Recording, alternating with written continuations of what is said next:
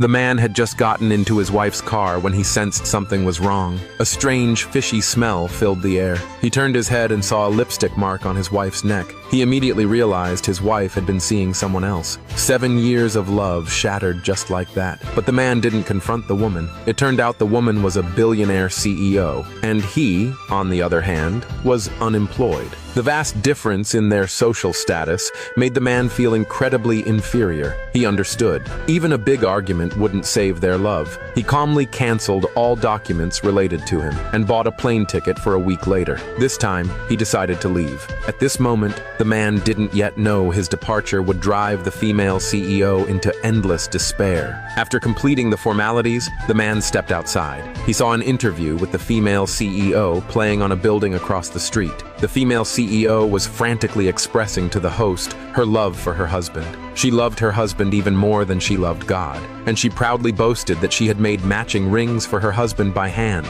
But the man found it utterly ironic. The female CEO's lover was named Smith. He didn't know how Smith got his phone number. Smith often sent him boasting messages, and the female CEO didn't just make him a ring. Smith also had an identical one. Her love was cheaper than Coca-Cola. After finishing his business, the man went home. The female CEO came back from work too. She brought a bouquet of his favorite flowers. She passionately expressed how much she missed him, but the man's gaze was fixed on the lipstick mark on her chest. He didn't want to play along with the emotional drama. He was about to turn and leave, but the female CEO suddenly embraced him. The female CEO looked aggrieved. She wondered why the man had been so cold to her the past couple of days. She invited him to go for a walk outside. The man looked at the woman he had been married to for 10 years. In the end, he softened and agreed. The female CEO had no idea. No matter how passionate she was, she couldn't win back his love. The man and the female CEO arrived by the river. They hadn't walked 2 steps when the female CEO's phone suddenly rang.